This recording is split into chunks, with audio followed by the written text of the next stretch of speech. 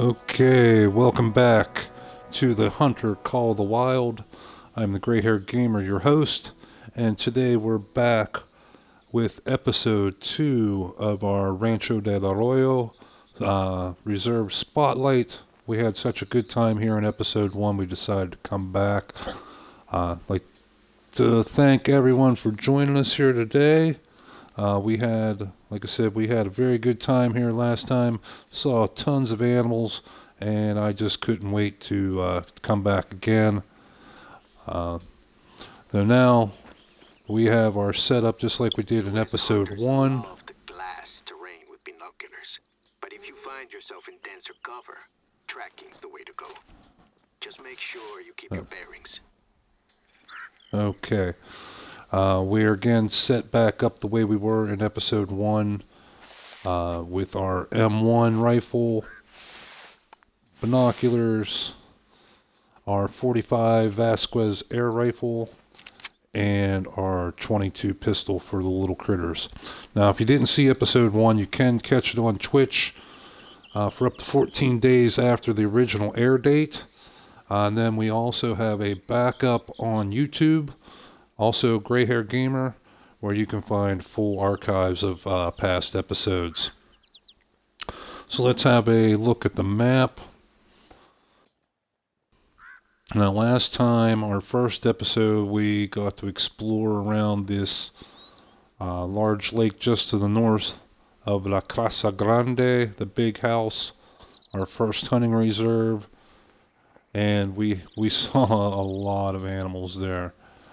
So today we're going to go to a different lake and explore around so that we can give a chance for this hunting pressure to die down. Now we do have, as you can see here, there are quite a few to choose from, and eventually we want to get to all of them. But I think for right now, I think we're going to jump over here to this lake and check these guys out. Now the topo map shows some pretty rough cliffs here on the back side, but it looks like this front side should be very, very decent for hunting. So to get there, we're going to take out the four-wheeler. Now on our regular stream, we've been playing Leighton Lakes, exploring around there, and we have only been using the stock weapons that you would get playing as a free player. With Rancho, since it is download content, you have to pay extra for this map. We're going whole hog and using all the DLC that we can, meaning the four-wheeler, the M1, the 45. Those are all, even the 22 pistol, are all download content. So what we're going to want to do is head out from the house here, come up to this road, and then cut back, and we'll drop off the four-wheeler around this area and then start checking out what we got. So how we're going to do that is we need to go to our cache, which in this case is inside the house. Hopefully we'll unlock another hunting outpost here soon, so we don't have to walk or ride the noisy four-wheeler everywhere. Here we go, our garage. And our vehicle has arrived, so it should be sitting right out front. Yep, there's an icon for it. Now we are generally ignoring the missions for right now. They are very, very fun, very good missions to go on. They're worth a good bit of extra XP, and you also get a free weapon if you follow the story arc. But right now, we just want to go have some fun. Again, the four-wheeler is noisy, so I'll warn everyone now. You may want to turn down your volume a little bit, especially if you're using headphones. It can be a bit overbearing, so you have been warned. Okay, let's go.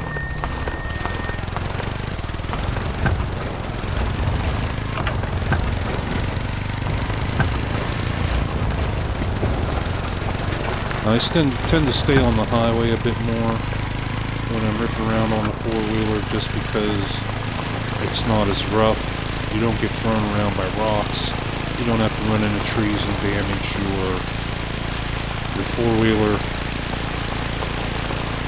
And you can see already from the noise, we had a warning call from up in front of us. And it probably won't be the last. But we're not really worried about noise right now until we get to our objective, that lake. So that is a big feature with the Rancho del Arroyo map, is that the water sources are condensed into the lakes. So around any of them is going to be a prime spot to find animals, and more importantly to find drink zones.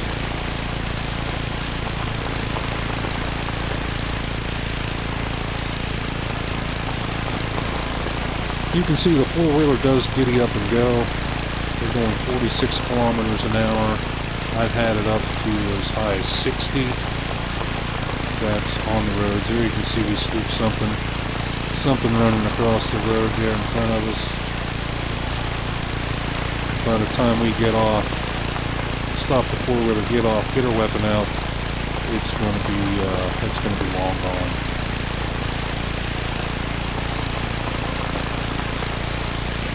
So we should be coming to our turn here directly.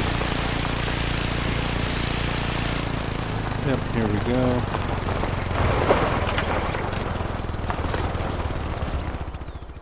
And let's take a look at our map once again. You can see we have another watch tower to our north.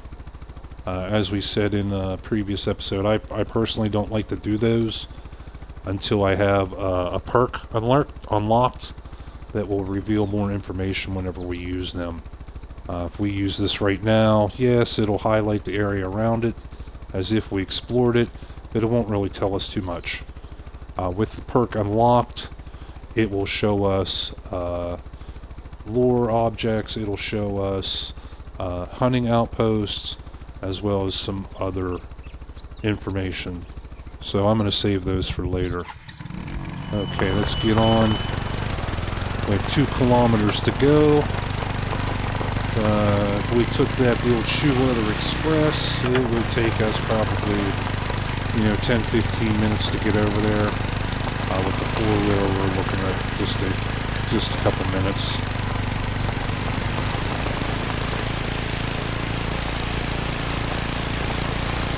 One trick, a tip, exploit, I don't know what you want to call it, that you can do when you have the four-wheeler is put on a drive.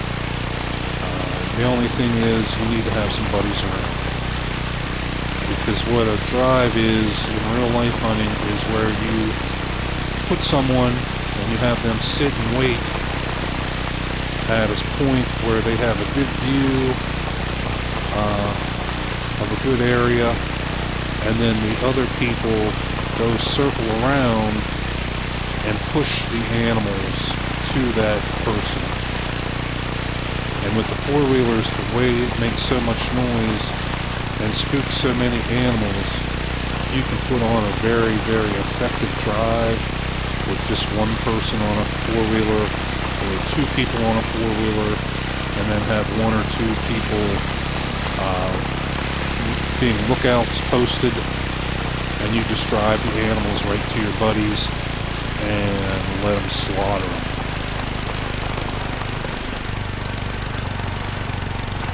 And you can see the four-wheeler does not have a whole lot of power.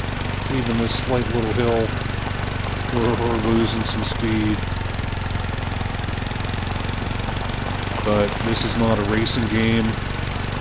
We're not in it for the speed.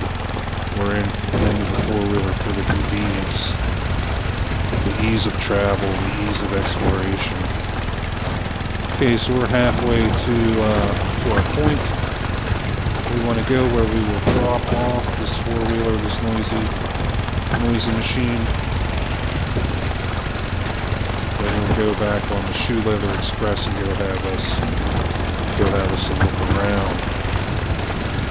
if we have the luck we did at our first lake from our first episode, man, did we see some game there. We saw a bunch of animals, and we took quite a few as well. Again, you don't want to miss that episode. Go check it out on the YouTube channel. Check it out on the Twitch, our past videos. Really had a ball there. Really had a good time.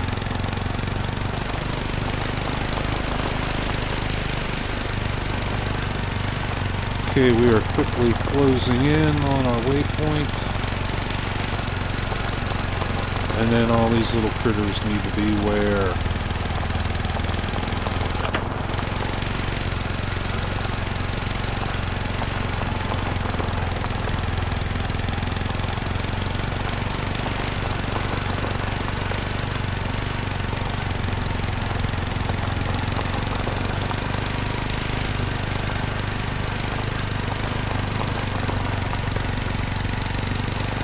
Okay, just a few hundred meters to go yet. There we go. There we're picking up speed again. We'll be there in just a few seconds.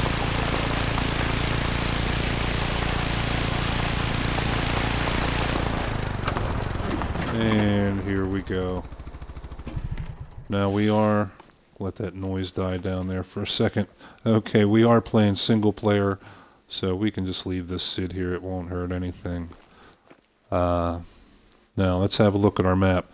There's one thing you always want to have, we haven't really touched on too much, is your hunt planning. You don't want to just go out and run around willy-nilly. You want to have an idea of what you're going to do. Because if you get out and just take off in a direction and start following trails and whatnot, you could end up going in circles, covering the same area 3 times. It's not efficient. It's not good hunting. So we want to have a plan, and our plan was to come over, in general, was to come over and check out these lakes here. Now, some specifics of that. Now we're going to got us into a good starting position. Now we want to take a look at like our windage. Our wind is from the east. So if we were to head down here, let's see, yeah, the wind would not be too bad. It's off to the side. Same way if we went this direction to the north. So what we can do to make it efficient, we don't want to walk down here just to walk all the way back up. So we are going to jump back on the four-wheeler, and we are going to head down to this spot and leave the four-wheeler there, and then go on foot in closer, and then back up all on foot, so that we don't have to double track, double cover the same terrain. So a little more noise just for a few seconds. If we go the right direction, there's our direction. Again, there's another warning call from some animal. You can really hear this four-wheeler from a long distance. There's another warning call from out in front of us.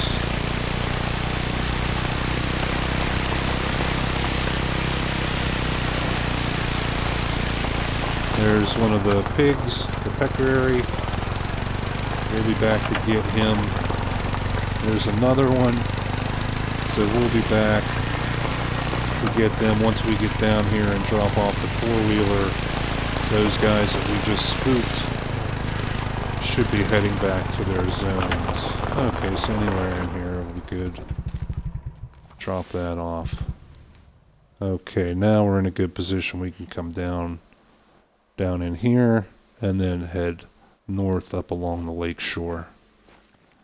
So we're going to want to keep an eye out for those animals that we just spooked. Hopefully they should be coming back over across the road. It is 4:47 in the afternoon. Yeah, we'll be able to get a bit of hunting in before it gets dark. I don't know, did we bring a tent? No, we do not have a tent. So that's one thing we probably should have considered before we came running out here. But if it does get dark, that's okay. The wild pigs, the peccaries, I think their name is, are active at night. And we have not done a night hunt yet in this series, so I think we're about due. One thing that I noticed here, we mentioned it in episode 1, but now that we have some right in front of us, we want to cover it again, and that is these large cactuses. None of the other maps have this. They used to. Yeah, they hurt you if you run into them. So you need to be careful. It did not do much damage, but still did some. These little ones, they're no problem. They don't hurt you. It's just these tall ones, these Sargasso, or whatever the name is, or these cactuses. Okay, so we want to move in towards our waypoint here. We're probably not going to see too much for a few minutes because of the noise from the four-wheeler. So we're going to go ahead and keep on moving away from that. You can turn your volume back up now. We're done making that loud noise with the four-wheeler.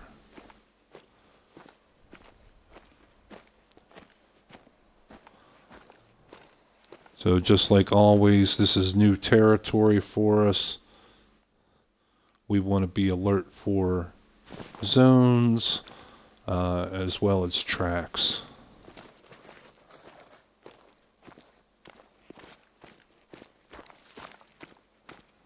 We are probably past the time of day that the whitetail are active. We had very good luck with them last episode here at Rancho del Arroyo. That's just fun to say.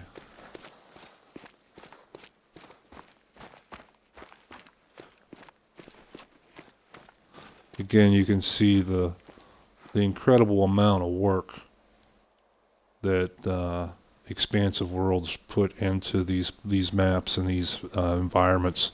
Unbelievable. In fact, there is the map. I think that is a separate lake. We'll be able to go hunt that lake in a future episode. But incredible, huh?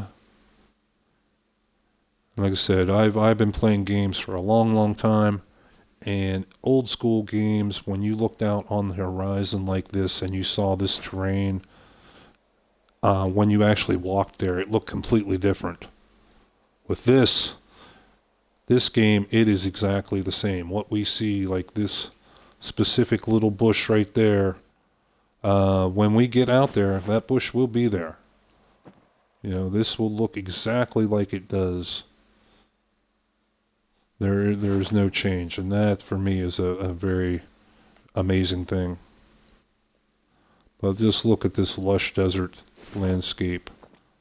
In fact, there's another big lake over there. Just incredible. The details on the plants, especially on the animals, just unbelievable. It makes it definitely a joy to play. Okay, so we reached our waypoint. Let's put one up here by the shore, because that's what we want to be scouting, is the lake shore. Again, taking care to avoid these large bloodthirsty cactuses.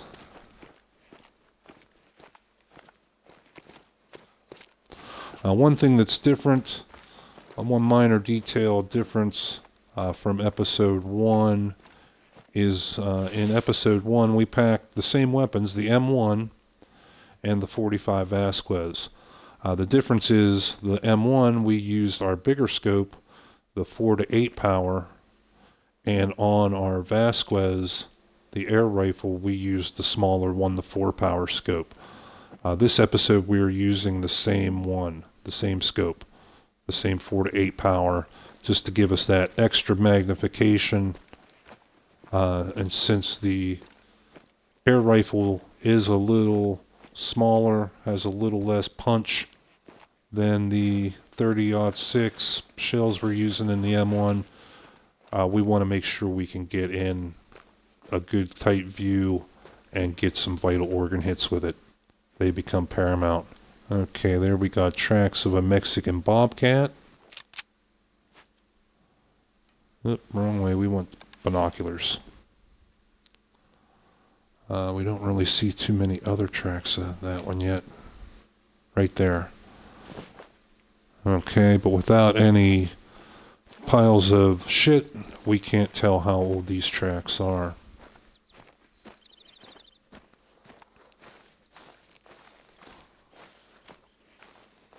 Okay, here we come out on the shore a bit. Let's have a look around. Now we can spot out this other shore, and you can see there's some pretty rough terrain over there, as indicated by our topo map. So that's why we're going to focus on this side alone.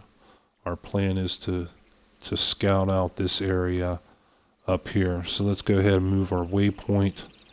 Just step by step, we want to keep on that path, keep on our plan. We will hopefully encounter some animals up here, and we may have to get off our path a little bit to go track them down. But we always want to come back to our path. We always want to come back to our plan. That is how we're going to get the most use of our time, exploring the areas as well as finding the zones and getting the kills.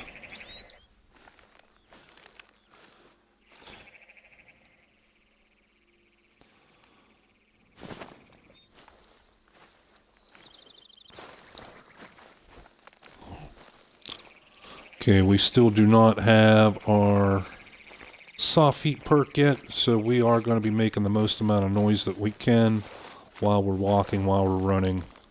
We want to be aware of that when choosing our path through these woods. We want to make use of crouching and lying down, crawling on our bellies when we have to minimize that.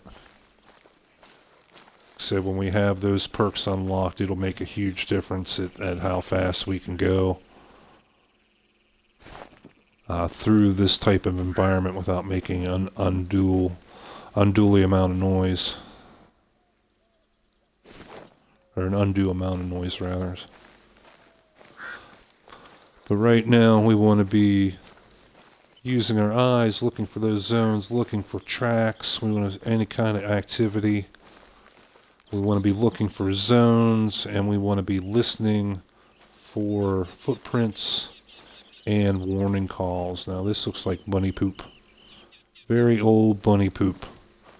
It's okay. We brought the .22 pistol for you little bunnies, should we run into any of you out here.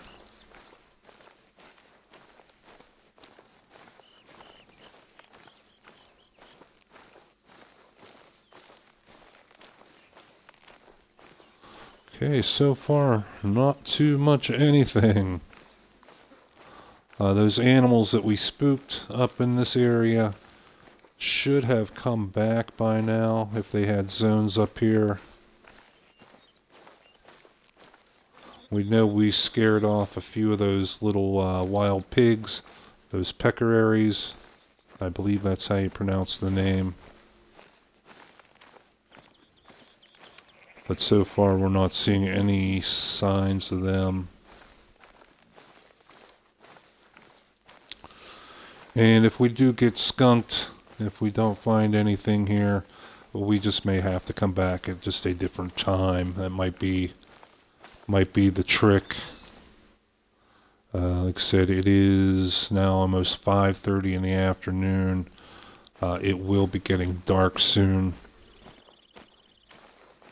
We may want to come back here and scout this area again in the morning time.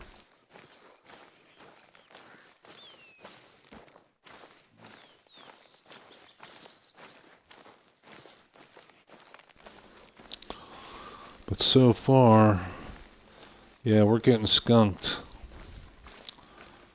You know, that's it's a crappy part of the game, but it is a part of the game, and it is also a part of real life hunting.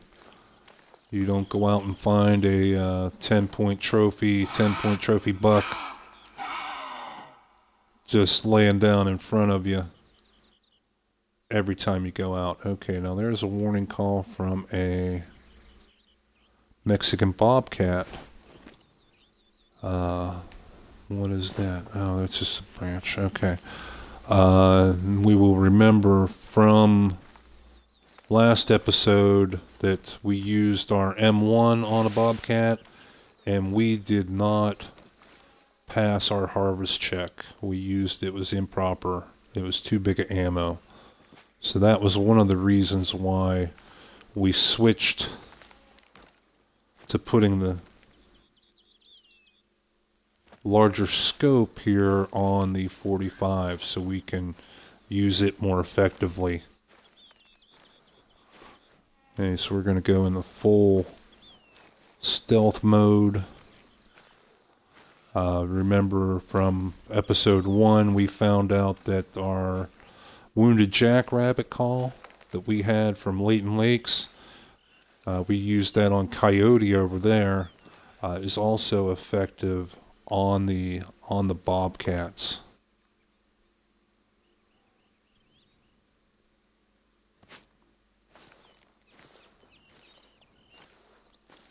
So if we get us a little spot here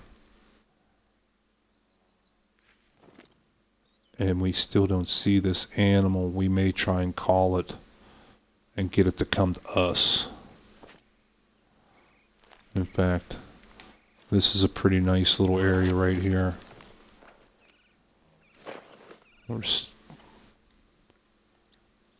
Okay, there we're hidden. Do we have a decent view? Okay, there we go. This should be okay. Let's try our call.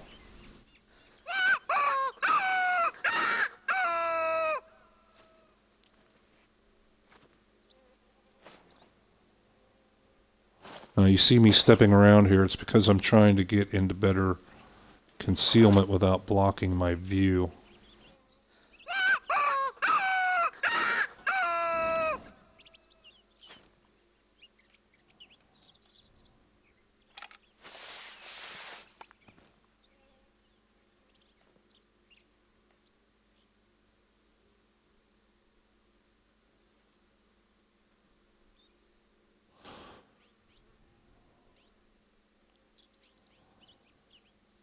Okay, I'm not really seeing anything. I'm not hearing anything. I think we're going to go ahead and we're going to stay in stealth mode. We're going to stay crouched down here, but we're going to start easing our way up here. Try to see if we can find some tracks maybe. We want to keep our eyes open definitely, because with the bobcat, their sense of sight is one of their strong features. So we want to see them before they see us.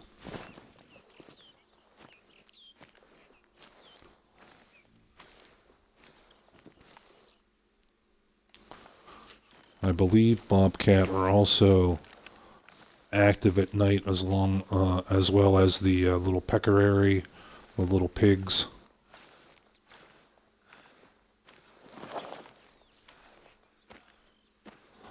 We should have brought a tent with us. Didn't check. I made a mistake in my hunt planning, as I did not check what game time it was before we headed out.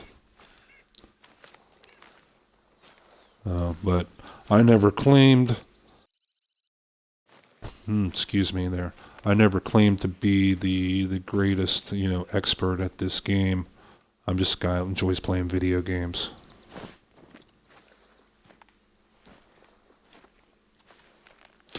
But we're going to turn that disadvantage of poor hunt planning into an advantage by trying out our night hunt, trying out our headlight, and see what kind of animals we can find running around at night.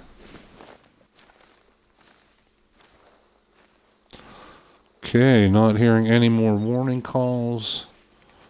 Still not seeing any tracks.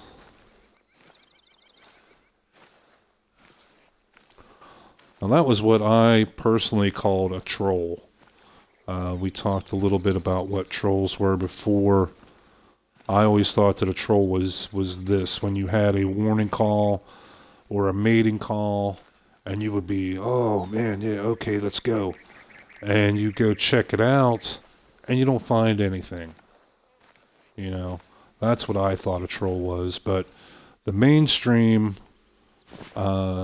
definition of that is when you find an animal and you spot it, and it shows you the potential trophy, whether it's bronze. What is that? Okay, colored peccary. Yeah, that's the little pig. That's a mating call. See how that shows? It showed the little blue circle next to the animal's face, showing that indicates that this animal we just heard is a potential, supposedly a potential diamond trophy. But the definition of a troll for most people is when you see that potential diamond and you go and shoot it, and it turns out to only be a silver, a gold, what have you. That's what most of the... Something there, jackrabbit.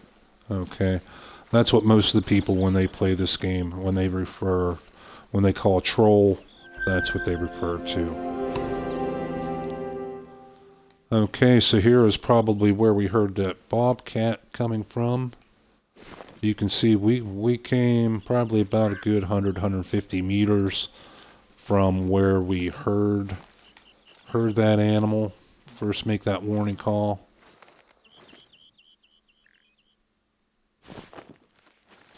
And we have no sign of it.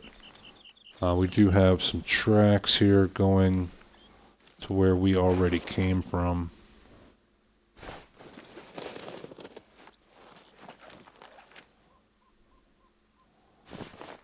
So since we're not hearing that, we're going to go up here and see if we can find one of these pigs.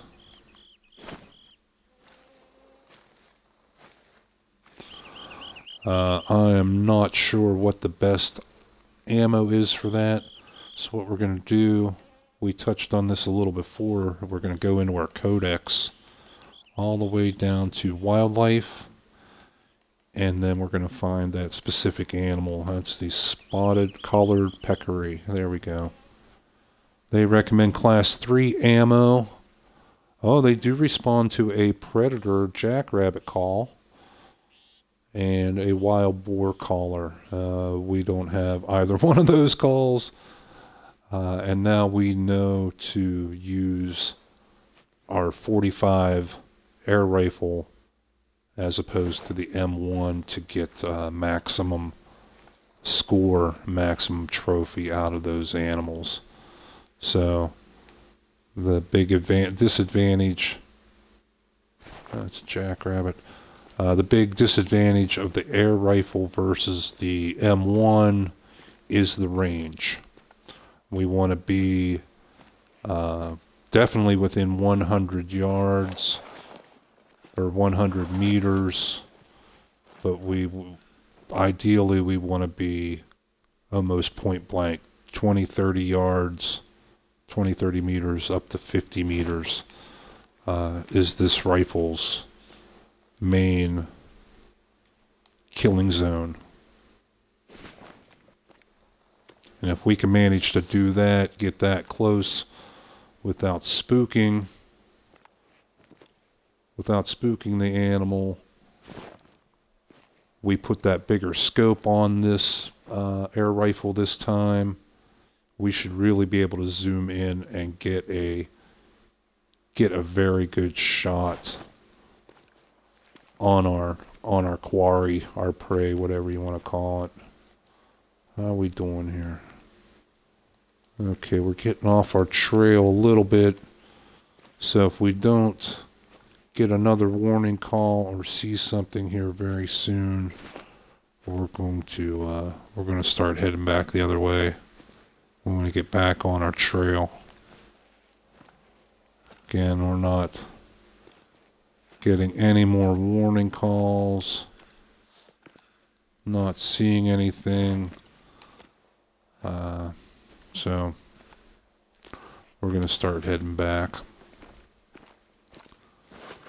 One thing that will play in our advantage is the way this terrain rolls. You cannot see very far, so obviously we're not going to be making a 300-meter shot from here. So that'll work fine with our air rifle. That's more of a short to mid-range weapon anyhow. More jackrabbit poop. Jackrabbit tracks.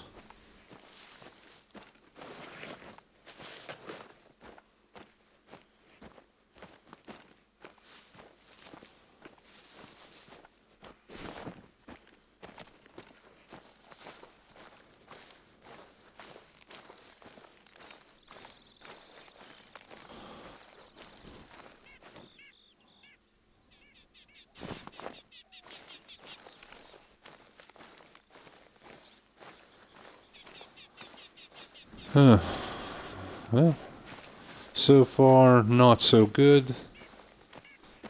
The only animals that we've seen so far have been while on the four-wheeler.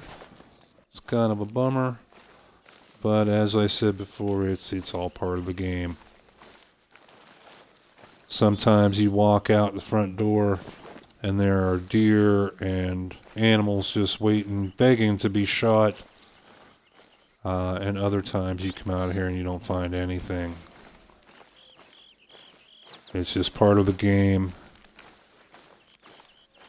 And like I said, one of the important things that makes it very close to real life. I know many days I've gone out in real life hunting and just really haven't seen too much anything. It may not be super fun, but it is realistic.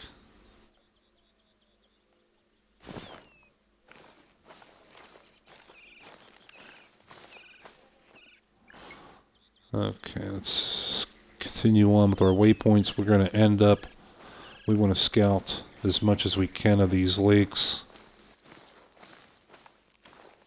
We may have to come back at a different time of day because we're not even really finding any zones. We only found one so far, and that's disappointing. Hunters love the glass terrain with binoculars, but if you find yourself in denser cover, tracking's the way to go.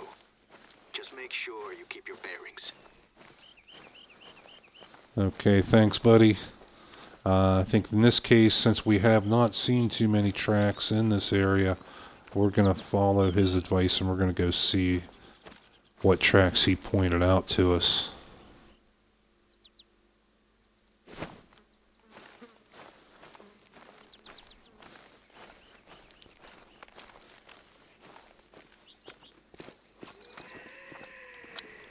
Oh, there's something screaming. Mexican bobcat, mating call. And this was just jackrabbits. Tracks. Okay, and we are downwind from him. So let's try again. This might even be the same bobcat that we heard earlier. And there's our watchtower. Again, I don't like to do them until I have the perk unlocked that reveals extra information. Because once you activate that you cannot go back and activate it a second time, unfortunately.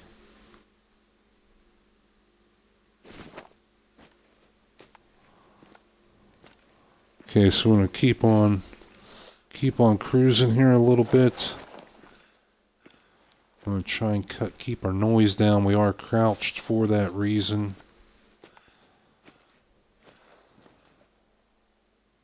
Tracks are those. That might be bobcat right there. It's kind of hard to tell, even through the binoculars.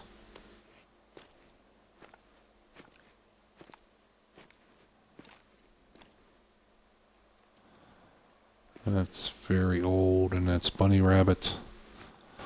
But as I mentioned before in other episodes, one of the first lessons I learned in this game was to hunt an area, not an animal.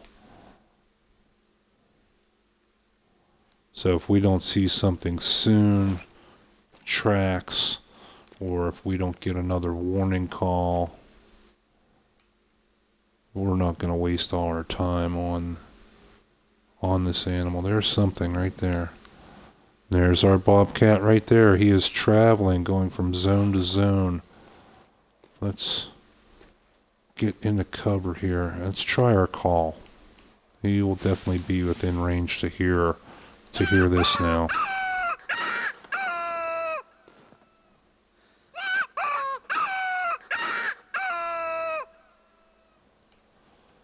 Because with the 45, we need him to be in close. Did that get any response out of him? Not really. Okay, let's use our waypoint trick to get a distance, or approximate distance. 111 meters, roughly. So we want to keep him spotted. We want to start creeping in here, because that air rifle, we need to be like 75 yards, 75 meters to make an effective shot. Is that a second bobcat? Yes, that is no, that's part of a rock. A lot of optical illusions in this game. It looks like he might be glitched out a little bit. He's not really moving out of this spot. He's just kind of going back and forth. But we want to keep him sighted as much as we can. There he is. And they are well camouflaged, so having that blue spot halo around him, while not particularly realistic, is definitely an advantage. I'm going to keep that on him as much as we can. We're closing in on 80 meters distance, so a little bit closer, and we will be able to take a shot.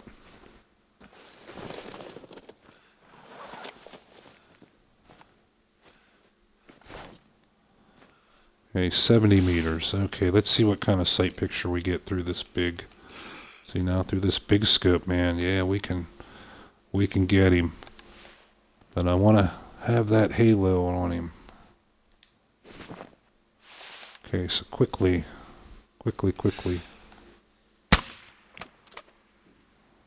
Missed. And he ran. Really, we missed that? Come on. Take one more pot shot at him. If we can, no, we can't. Let's go see if there's any blood. That was disappointing.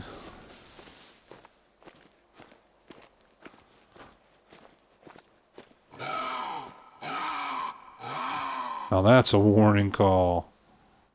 Come on back here, buddy. Come on back. It's okay.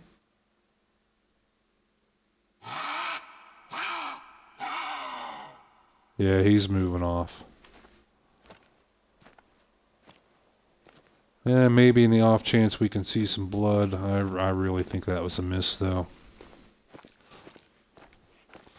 His tracks should be highlighted because we had him spotted. Yes, right there.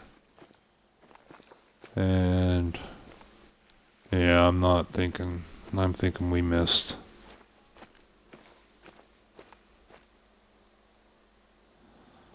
And that is disappointing. Okay. We could track him a little bit, but he's definitely alerted. I think he'll be a very tough one to get. So we're going to head back towards the lake shore. Maybe give him a chance to calm down and come back in the area.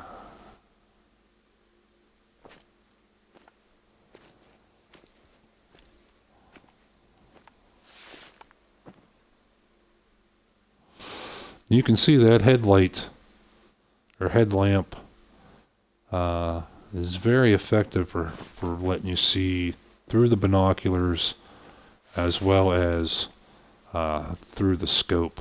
It really does a good job. There is one DLC, I mentioned it briefly, that is night vision. Gives you night vision goggles and a night vision scope.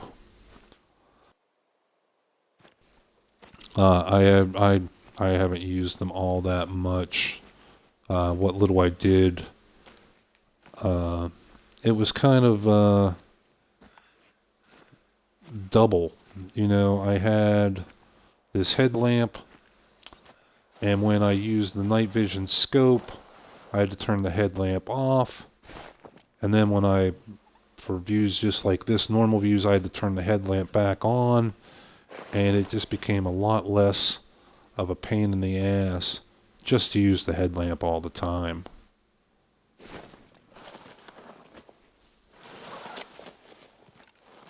So I did spend money, real money, to get that DLC, and turns out I barely use it. So I would recommend, unless you really, really enjoy the night hunts and do a lot of it, make that one of your later. That's odd. This sign just floating off the ground. A little glitch. Yeah, I would not make that high on my priority list for DLC to buy. I would definitely be the maps, some of the maps first, and a couple of the weapon packs. Said it's definitely worth it to get the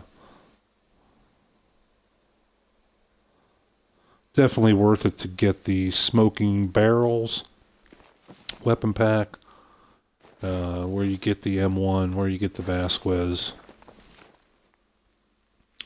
That one would be high on my list of priorities, as well as getting a couple of the maps at least. Rancho is definitely one of the better maps. Silver Ridge Peaks is also an excellent map. Africa, Virunga Savannah is really cool because you can, like I said, you can hunt lion, you can hunt those giant like water buffalo, bison. I'm not sure exactly what they call them. Yeah, there he is growling again.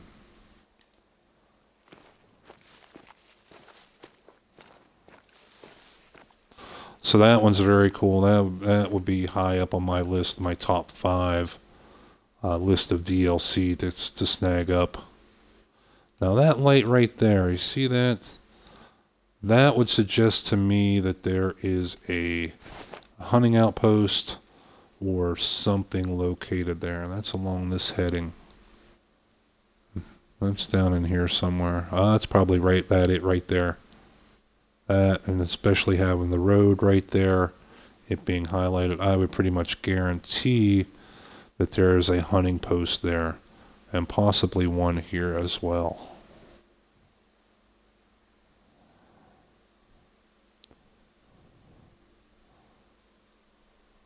So back to our plan. Back to our hunt.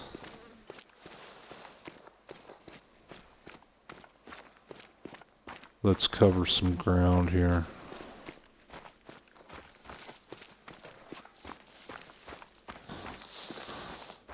So far, this has not been nearly the hunt that we had in episode 1.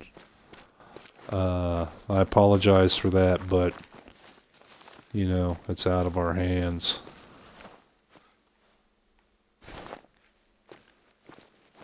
We did have one shot on that bobcat that I flubbed it. Yeah, I'll admit it. I fucked that shot up. But man, in episode 1, we saw many, many animals, all very, very quickly, very close together. It was literally a shooting gallery.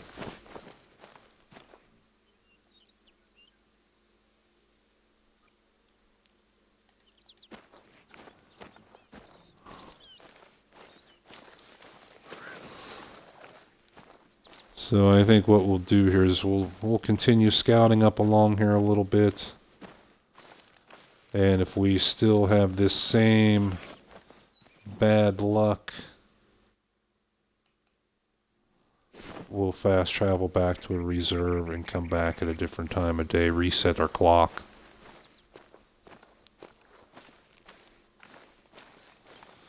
It'd be nice to be able to go back to that first lake again, but we managed... Did I hear footsteps? We built up some hunting pressure around that first lake, so we need to kill some animals in other areas to make that hunting pressure go away, and then it'll be safe to go back. That was too sweet of a spot to risk erasing the hunting zones there, that's for sure.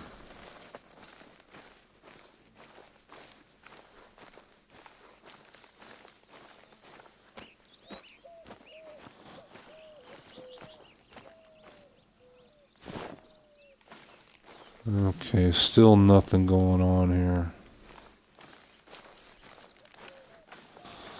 Give it one more minute, then we'll call it. We'll call it a day.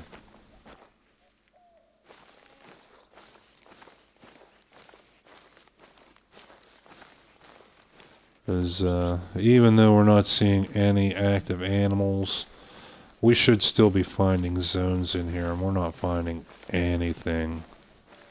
So, if you don't have zones, you're not going to have animals running around.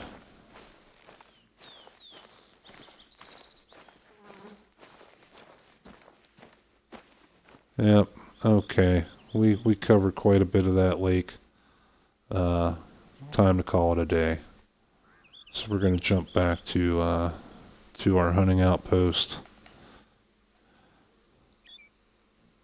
and reset the clock. I think we're also going to go to a different lake and try our luck someplace else.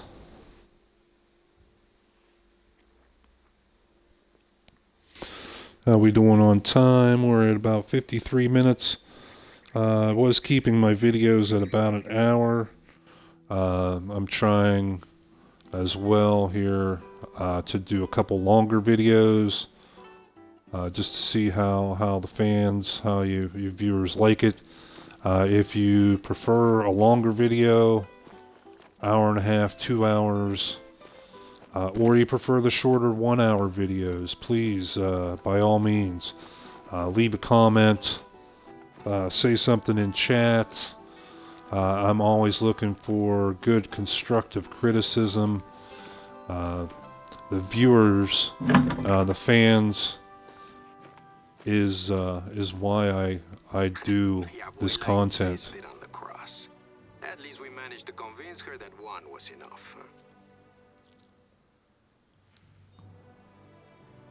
But yeah, you the viewers are why I do this. Why I enjoy making this content so much is sharing it. and sharing my enjoyment and love of the game. So your opinions definitely matter. Okay, we're not going to quite set it for early morning, and we're not going to quite set it for noon. We're going to set it about 10 o'clock.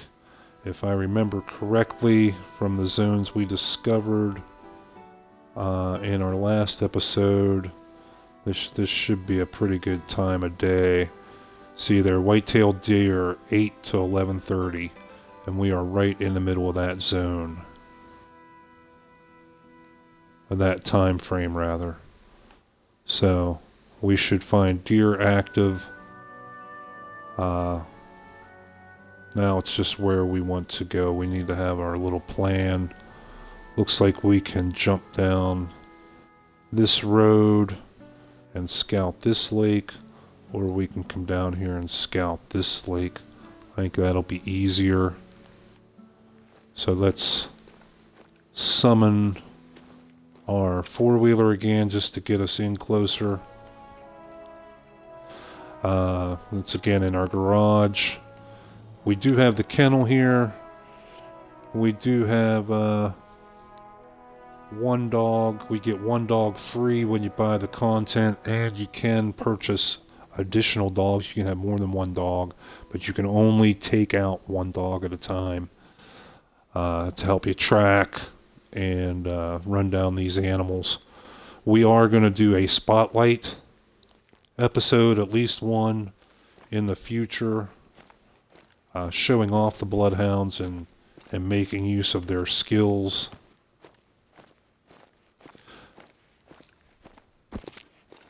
But I want to have that as a separate thing so we can focus on the dog. This episode and this series, we want to focus on the terrain, on the environment, on the hunt. So we're going to go down to about here with the four-wheeler. Again, it gets noisy. You may want to turn down your headphones just a bit. I know I'm going to turn mine down because this thing does get loud. Okay, 3, 2, 1. You have been warned. Let's go.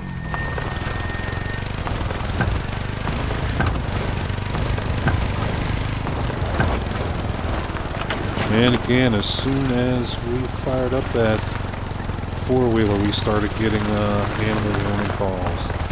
You can hear this from a very, very long distance.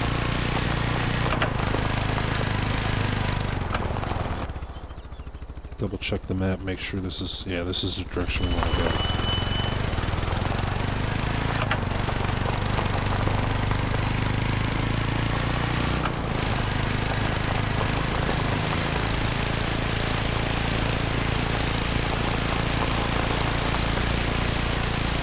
There's another warning call from way up on that hillside. There's one from closer. There's another. Yeah, you see it gets some activity going. You will spook a bunch of animals every time you take the four-wheeler out. It's just the trade-off. There's something running right there. Is that a grouse? Ringneck pheasant?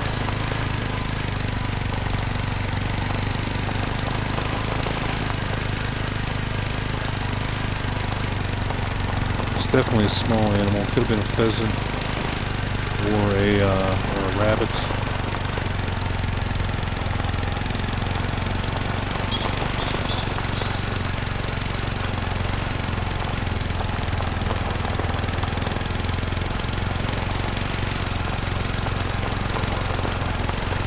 And we're almost to our point. Yeah, this will be pretty good. This will be a good spot to dump off our four-wheeler. Okay, now we can hear again. Now we can turn up our volume to hear all those little pitter-patters of animals that we're going to find. Alright, so we want to first check our wind. Ugh, that's ugly. We are straight downwind, so we may want to try and go on to the south. part of this lake. I don't think that really helped. So we're going to have to use some of our Axe body spray, our scent blocker, but I don't want to use any just yet because we still are going to have the animals spooked from the noise of the four-wheeler.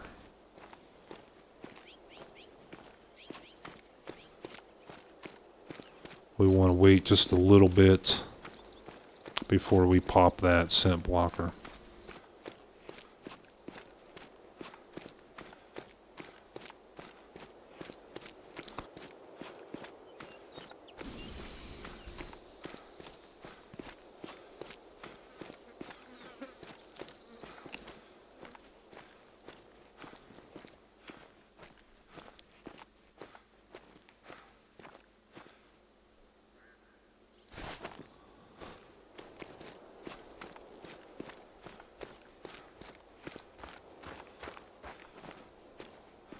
Oh, what do we find here? We found, it looks like a hunting reserve, or hunting outpost. 50 meters and we will know for sure. Yes. Sweet. Little free XP. Another place to fast travel to. Another place to restock and have our store. Excellent.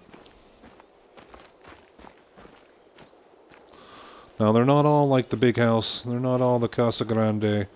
This one you can see here is basically just a little mobile home, a little trailer.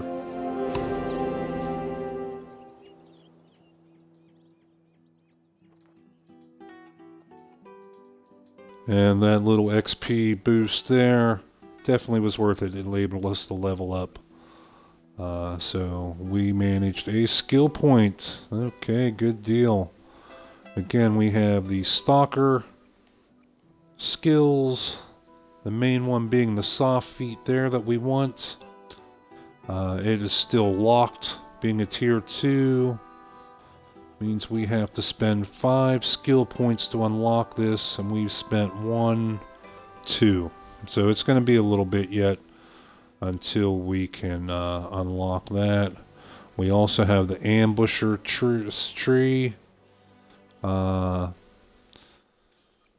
will allow us our scents. Okay, and this is also a prime one here, the spotting knowledge. Gives us more information whenever we have the animals in our sights or in our binoculars. There's also one that gives us track information. Where is that perk at?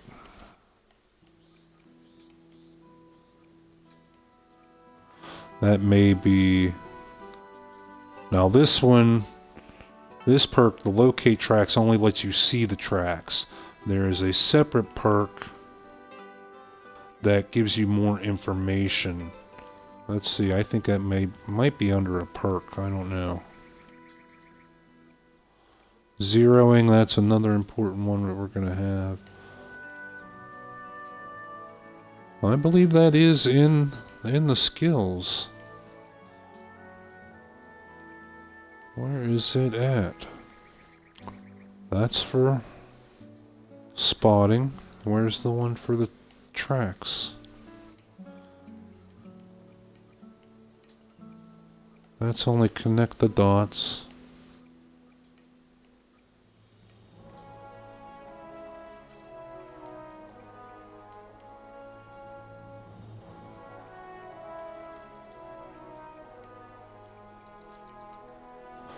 Yeah, there, track knowledge. We did put 1 point into that.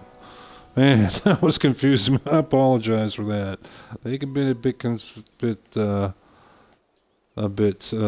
confusing. Okay, but this is the one we're really going for, the soft feet, and so we got to spend some more points. So we are going to put another point into the track knowledge, and that will reveal group size when investigating need zones, and also the health from the tracks. So now if we ever get the opportunity to shoot a freaking animal, we will be able to tell how much health it has left when we examine those the blood drops. Let's get on here and hopefully kill something, man. Come on. I have not fired a shot in anger in days. Little Full Metal Jacket reference there. They managed to catch that.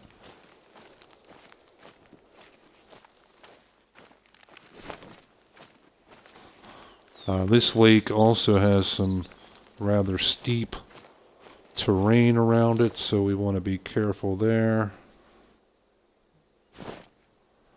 But it will make for a nice place to sit at the top.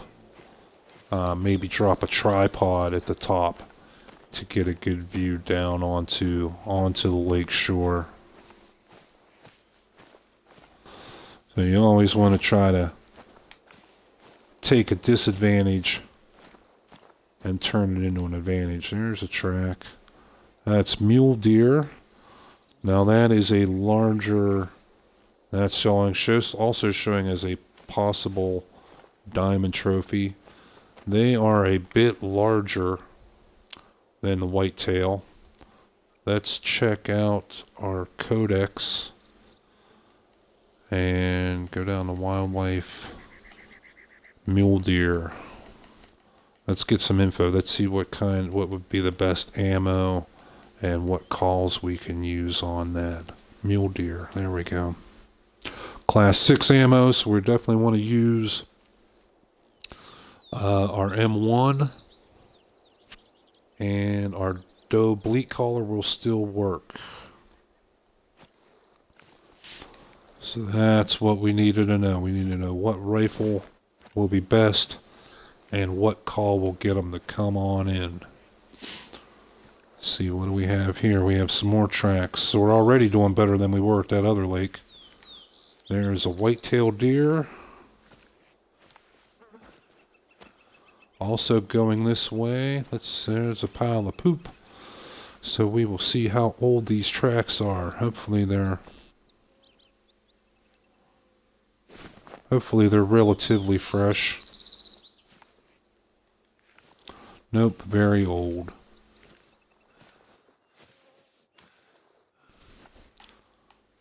This was a second white-tailed deer that headed down this way. So we have the potential to run into something down here.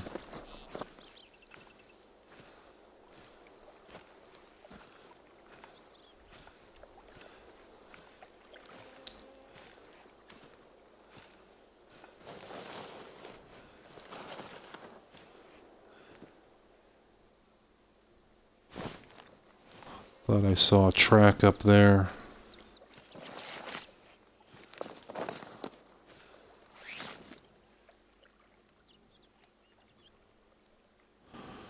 Keep our eyes out on this shore.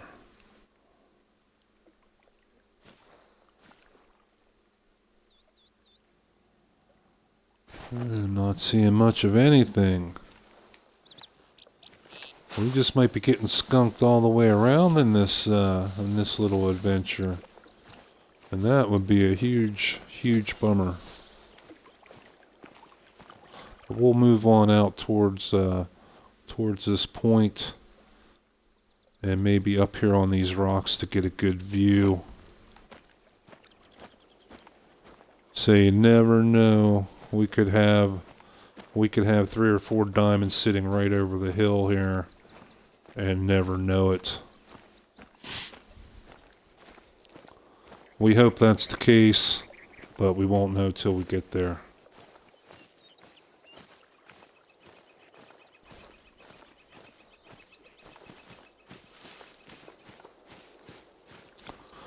Not seeing any other tracks. Those whitetail must have gone up on top.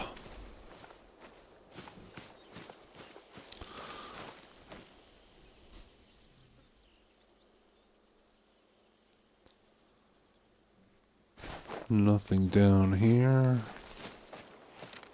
Okay, let's head up here and take advantage of the the height.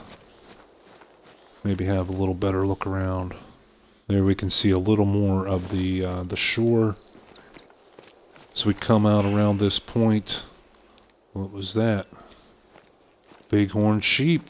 Cool. And it's a mating call. We have not been detected by that one yet. And an extra bonus is we have not taken... See, there's... Looks like deer poop there. We have not taken a bighorn sheep yet on this map. So again, we can take a quick look at our wildlife codex. Bighorn sheep right there. Class 4 ammo. So we could take that with either weapon that we're carrying today. We could use the M1. We can use the 45 air rifle. And we should be okay.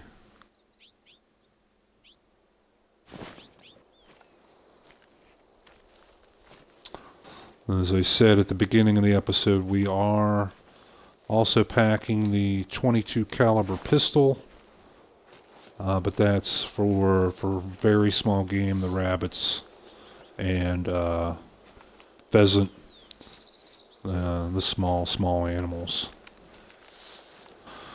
The .22 does come also as a rifle, but we already have 2 weapons in our inventory that will increase our rifle score. The reason we chose the pistol is we can hopefully try to start building up our pistol score and unlocking some things for that, some scopes and other accessories.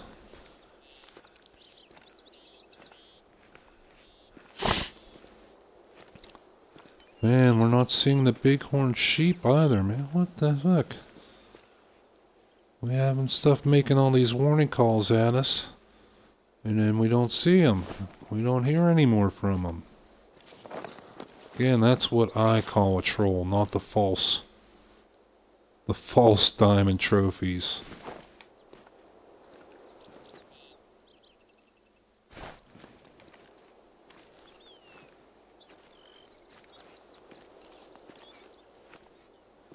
No tracks, no further calls, no rest zones. Come on.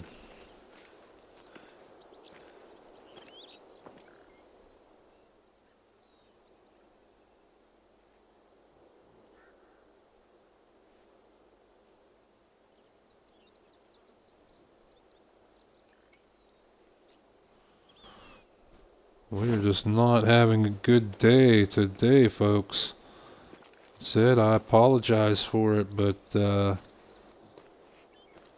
we're doing everything we can to try and have a successful hunt.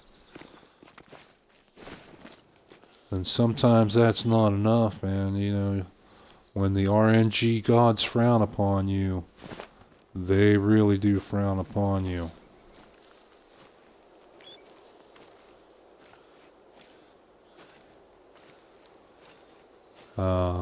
And as I've mentioned before, the gray hair hunter does not edit. I don't like to cut out these parts of the game and show you only the highlights, to show you only the big racks, because I don't believe that is a fair representation of what the game is. Any real hunter, anyone who's hunted in real life, will tell you exactly what I'm going to tell you now, and it's that not every day is a great day. Those are tracks. There, we finally caught up to the tracks of that bighorn sheep. But any hunter with any experience will tell you the same thing. There are days when you have great days where nothing can go wrong, and then you have days where it just seems like nothing can go right. It's part of the game. It's part of real life.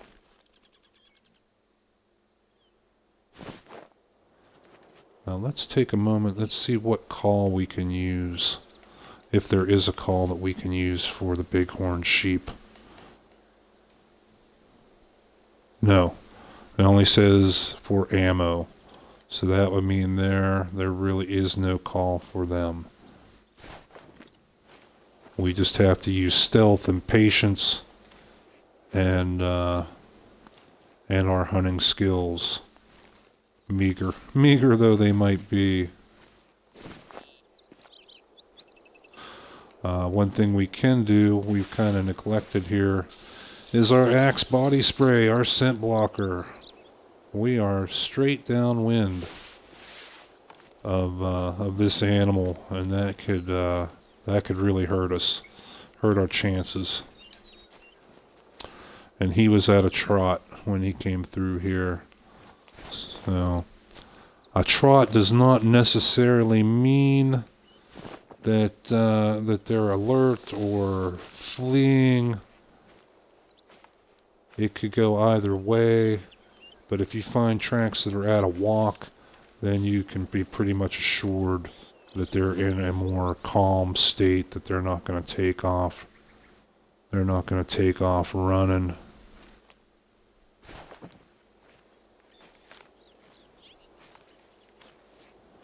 And we have not even seen a freaking bunny rabbit yet.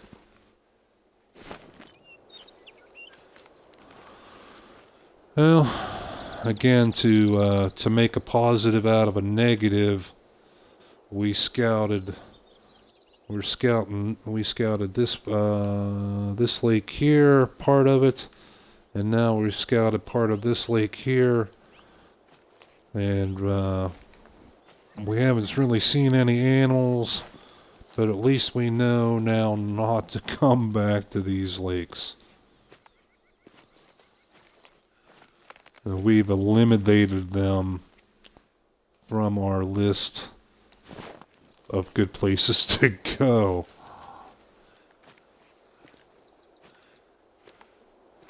Yeah, I don't think we'll be wasting too much more time on these areas.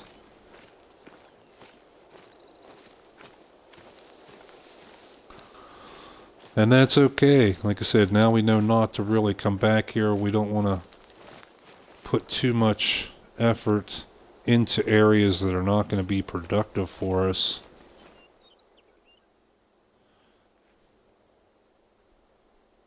And that we can use that time on other areas. But being the first time on the map, you never know till you try. You have to go explore it, check it out. Sometimes even a couple times, go in at different times of the day.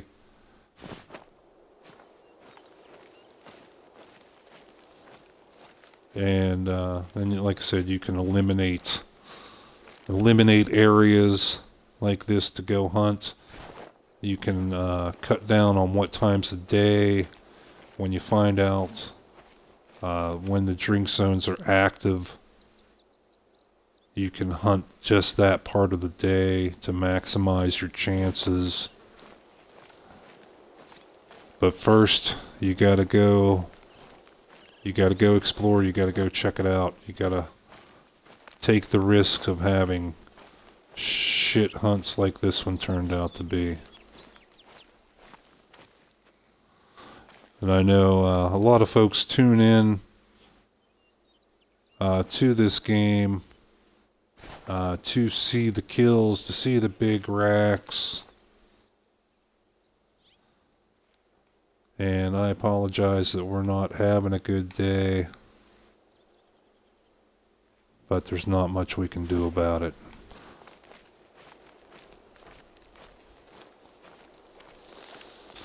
But never fear, we have not given up on this map. The gray-haired gamer will return to Rancho del Arroyo, and we will get some kills in here eventually. Maybe not at this specific lake at this specific time of day, but we will find the areas that work too.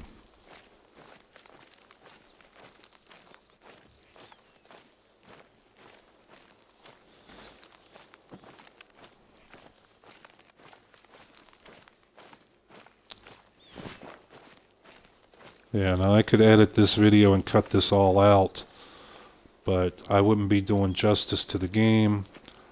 I wouldn't be doing justice to the simulation factor of the game. Like I said, this is a part of real life hunting just as much as it is to hunting on this video game. And if you have not purchased this game and are considering it, you need to consider all the factors. You need to consider the good hunts and the bad hunts. The great features, the pain in the ass features. You know, all aspects before you make your decision. U.S. hunters love the glass terrain with binoculars. But if you find yourself in denser cover, tracking's the way to go. Just make sure you keep your bearings. Yeah, we keep our bearings. We know where we're at. The lake shore is right up here, right over this cliff.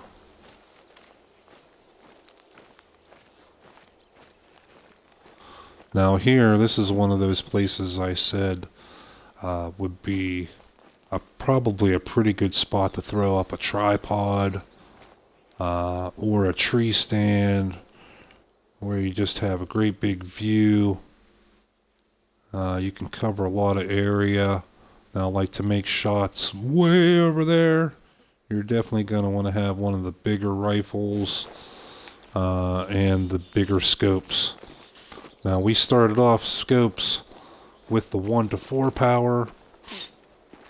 The stock give me. We unlocked the 4-to-8 power that we're using now on our weapons. And there is also one more. There is an 8-to-16 power. And that is the one that you're going to want to use for making those long range shots. 300 meters and plus. Some things interesting things we've noticed here. There is our tree stand, our permanent placement tree stands. And also there is this shack. Let's show you on the map where that's at. That's right along here. That does come into play in one of the missions. You will have to find that shack. There is a clue to the mission, to the story in that shack.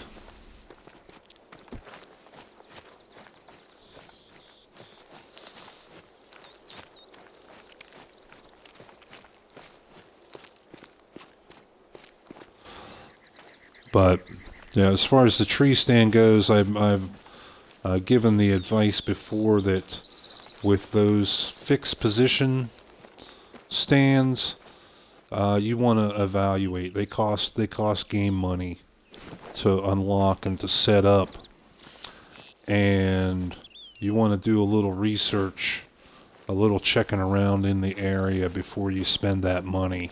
You want to be making a smart investment.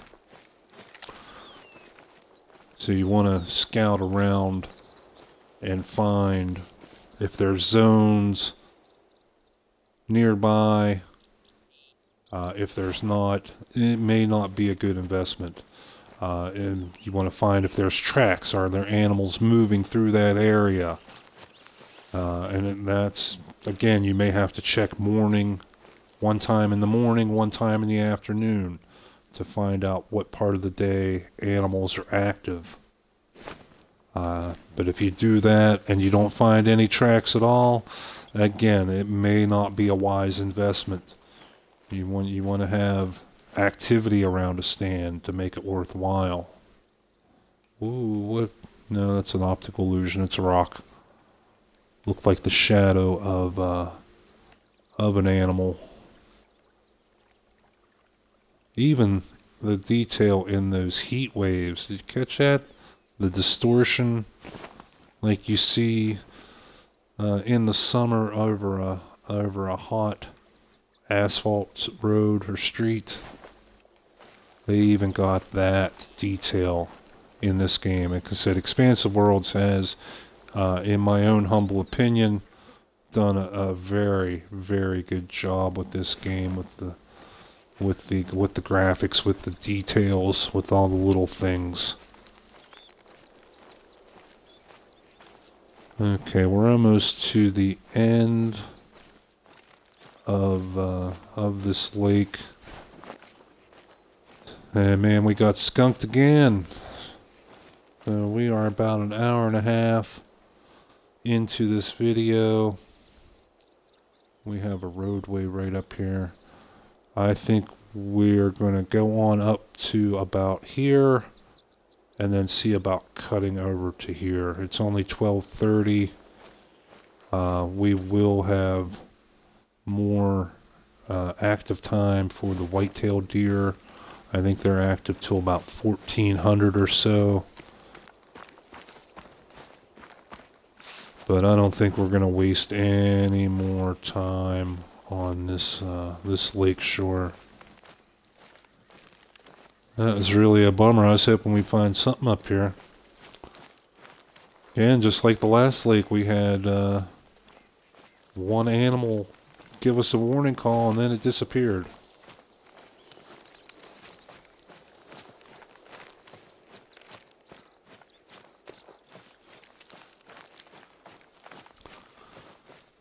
Didn't find any zones at all around this lake, and that's surprising.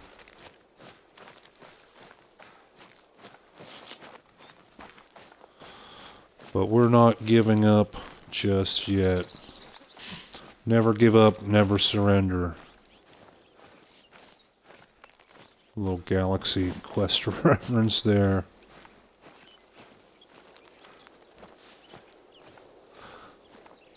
You can tell that this is a vastly different biome, vastly different terrain than what we experienced on Leighton Lakes. And that is also one of this game's strengths.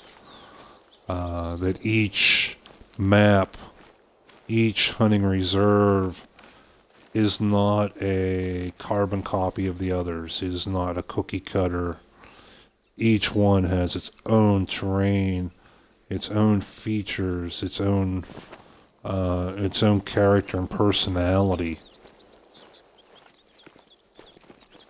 Again, I got to give it up to Expansive Worlds. They've done a wonderful job, I think.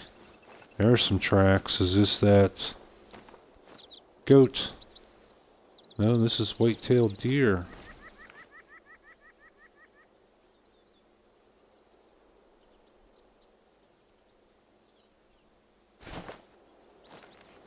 Not seeing anything still. Wow. Okay, here's some tracks. Let's see how old. Very old.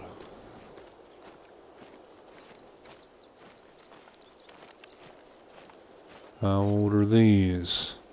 Very old. How old are these? Very old.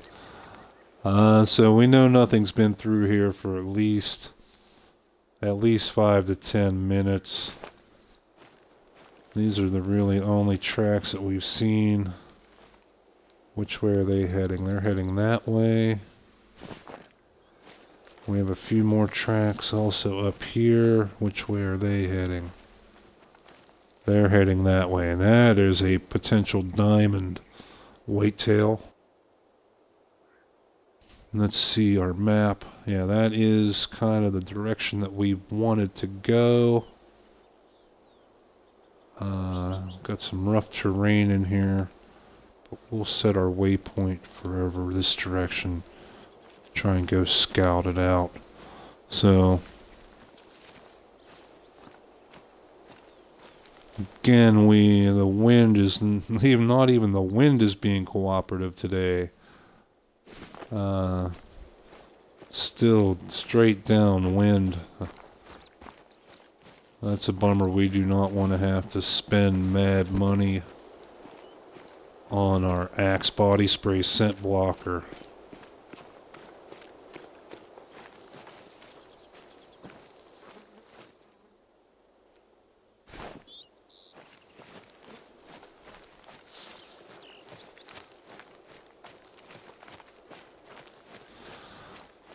So it's such a contrast from our first episode.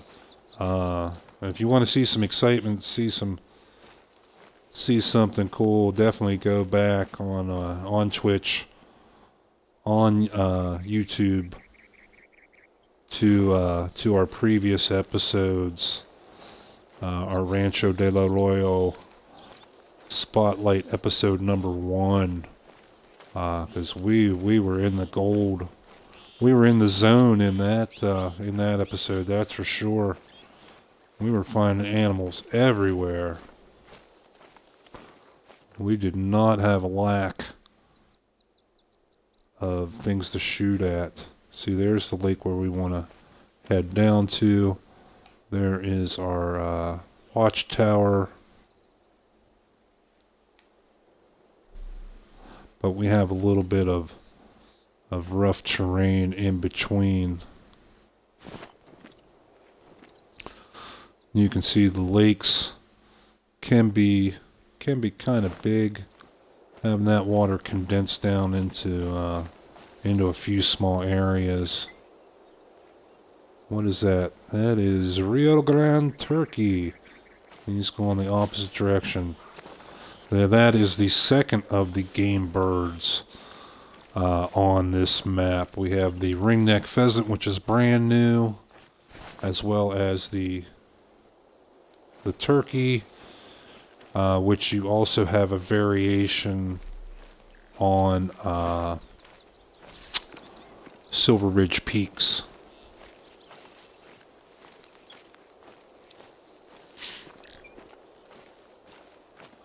So those are very good opportunities on both those maps to get your shotgun score up, to get your 22 out, either your 22 rifle or the 22 pistol, and improve those weapon scores, pistol or rifle as well. What do we got here? Bunny rabbits. Finally something. So we are not sure what time the bunny rabbits are active. And since a bunny rabbit kill is better than no kills, we're gonna keep our eyes open.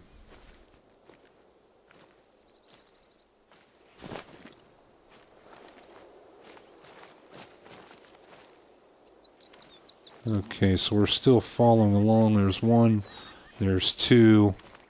The two white-tailed deer that we saw the tracks for up on the other side of the road. We're still kind of tailing them and sticking to our hunting plan of reaching this next lake. So that's an extra little bonus.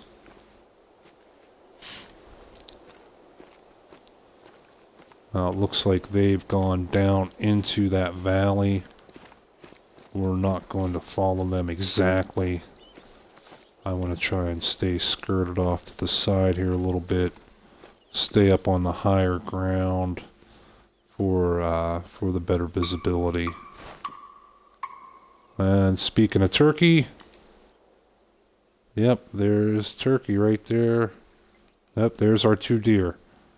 There's our deer. There's a bighorn, and that's a whitetail there. So those are what we've been trailing. And there's the second whitetail, a third whitetail. That's a buck. Man, they must be smelling us.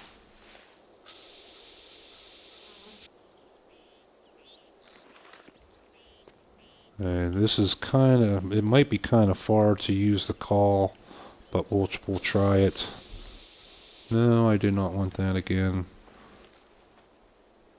Come on, give me my doe call. There we go. Let's try getting their attention. Because we've been following these guys and we haven't been really catching up. So if we can get them to slow down and listen, or even to turn around, that would definitely be in our favor. I don't see them at all anymore. Where was that? That was right there. Use our waypoint trick. Okay, we last saw them in this area. It doesn't look like we got their attention with the call. So it could be that they were slightly out of range, or that we've already kind of spooked them and they're alert, when they're nervous. That would also make them less likely to respond to a call. But we'll keep tracking them here. This is the best, aside from that bobcat earlier, this looks like our best opportunity to try and get something killed on this map today. Come on. Come on, RNG gods. What do we got to do? There's Turkey. If we can get a sight of him and get close, that would be a great shot with our 22. We can get our first points in the pistol skill. I've had a lot of fun with the pistols once I unlocked one of the scopes. Without the scope, I mean, they can be pretty tough. You have to get in really close to your target. And there goes the turkey. Yep, there he goes flying. So, like I said, without a scope, it is very difficult to get shots on animals with the pistol. I'm hearing something else in here. Could be the bunnies. Yeah, there's a bunny thump. That's their warning call, that little thump thump. There's again, so he's pretty close. But this brush makes it pretty hard to find them. What is that right there? Is that something? No, that's a stone. So let's just keep easing on up here, little by little. Okay, I don't think that is a bunny. It does not sound like the pattern of footsteps for a bunny. Could be one of our deer.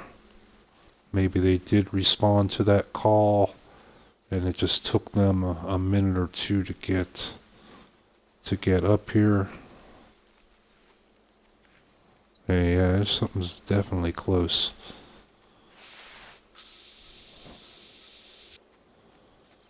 Use our scent again.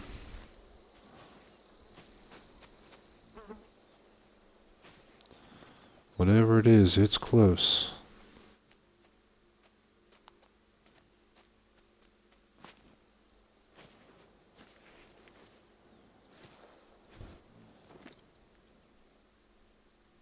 It could be this giant bunny rabbit. Okay, time for our 22. I mean, you cannot get better than that. Yeah, those were bunnies running around. There's a second one. Let's get on him. See, that's the beauty of having... And there's a turkey jumped out.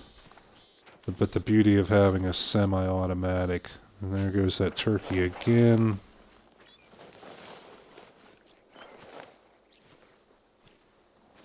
So yes, we finally got a fucking kill.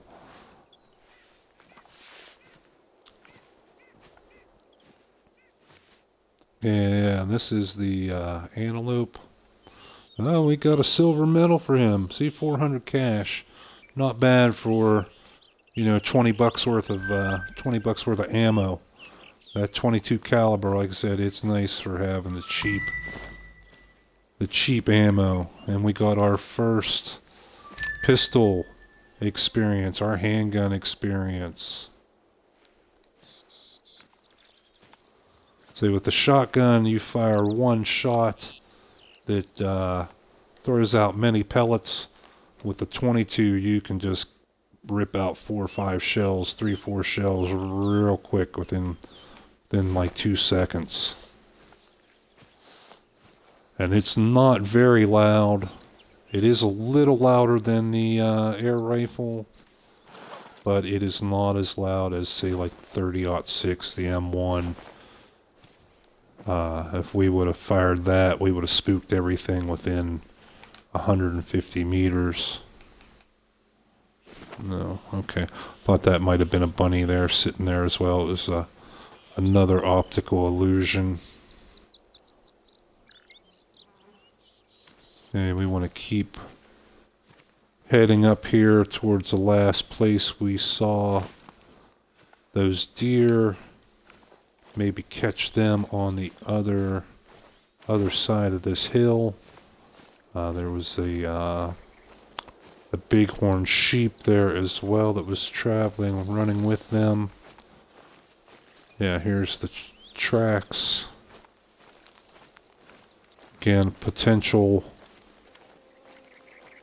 diamond whitetail, and also potential troll if it's not. Not seeing anything right in there. Let's move on a little bit. I know I am walking and not crouching because we want to try and catch up to these guys a little bit. We don't want to let them get too far out in front of us. And here's the tracks of the others. I want to keep that potential diamond buck.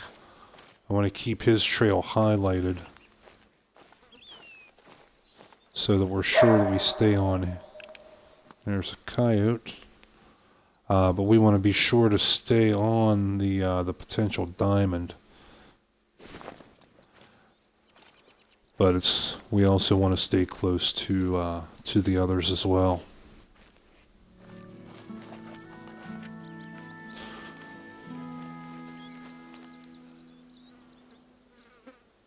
Okay, we passed up our marker. So we want to angle a little further down to get to towards that way tower and towards that other lake.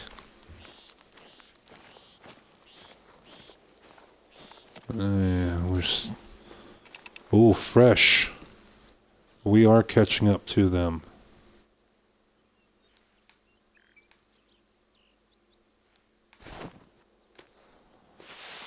Let's give a call. See what happens.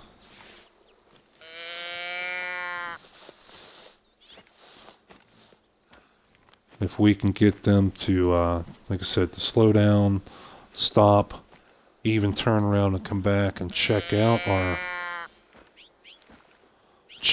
call, it's better than trying to run these guys down.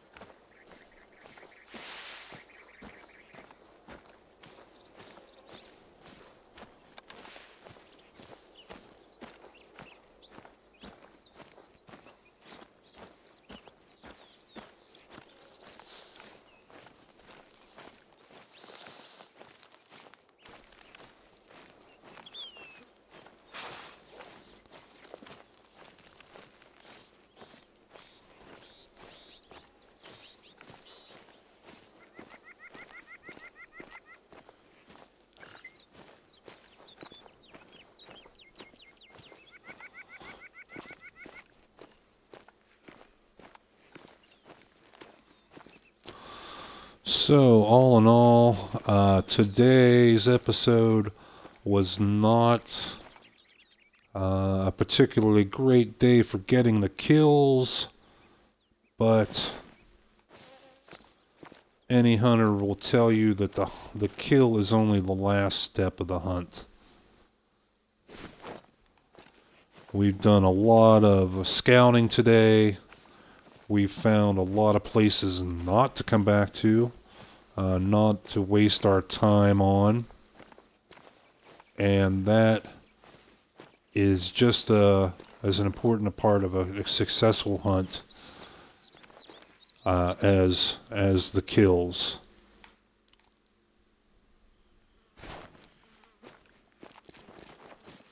You know, we have to find out where the animals are, where their zones are, where they're hanging out, where they're walking, and this is it's part of the work.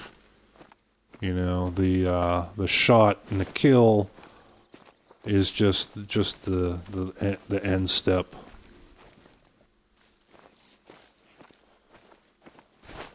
And man, yeah, only two little bunny rabbits today.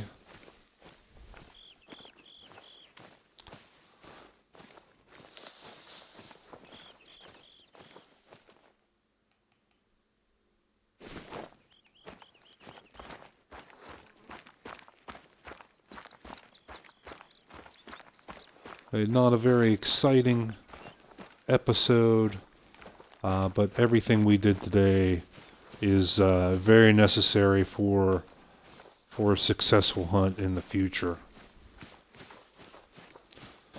We're gonna take a few more minutes here, try and come up here, and we have to pick our route. Said this is definitely a very different environment than what we had on Layton. But we're almost up to the watchtower.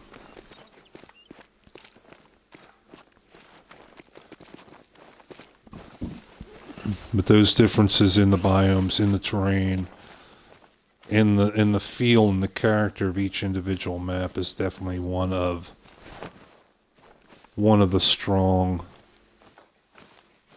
points of this game.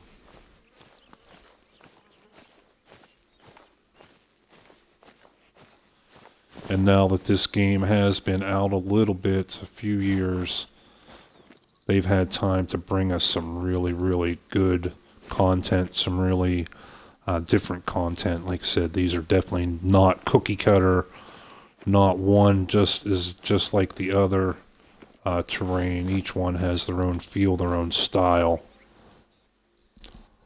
That is advantage. I know a lot of people, especially younger folks, they're always looking for that brand new game, the newest game to come out. And that's all they want to play is the brand new ones. Once something's been out for a little while, they quickly lose interest. But for me, I enjoy the slightly older games. Like I said, with this one, they've had time now to come out with like 10 great maps, great weapon pack add-ons, things like that, that truly enhance the game and make it far superior to when it first came out.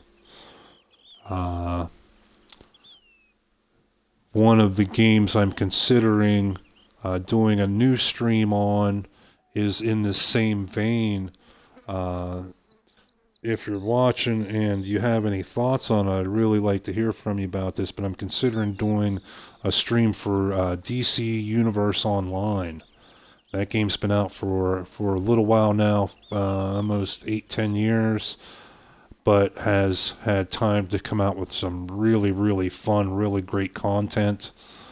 And then also with DC Universe, they've had some recent changes, upgrades, that has made the game a lot better. They've come out with a lot of the content that used to cost money has now become free, and they've started some new programs, some new game features to get you into more content as a solo player. A lot of the MMOs, like World of Warcraft, used to be with the dungeons and the raids. You had to team up with other people. And unfortunately, the older games like DC and Warcraft, it can sometimes be hard to find those other players. So DC came out with a feature that can get you AI NPC partners to go into the raid content with, which I think is pretty cool. It'll really open up a lot more content that was limited because either A, you're a solo player, or B, your buddies can't be right on time when you are. So now that content is opened up. But enough of that. I think we're going to go ahead and end this episode. End this hunt, if we can call it a hunt, with only getting 2 bunny rabbits. Man, that was disappointing, that part. But we will be back again. The gray-haired gamer, we never give up. We will be back at Rancho del Arroyo again real soon. Getting some kills, getting some trophies, getting some bucks. So until next time, I'm the gray-haired gamer. Remember to check us out on Twitch and YouTube for past episodes. And until next time, keep your eyes on that prize. Keep looking out for them diamonds, those mythicals, because you never know where they're going to be hiding. Until then, take care, folks. We'll see you next episode. Thanks.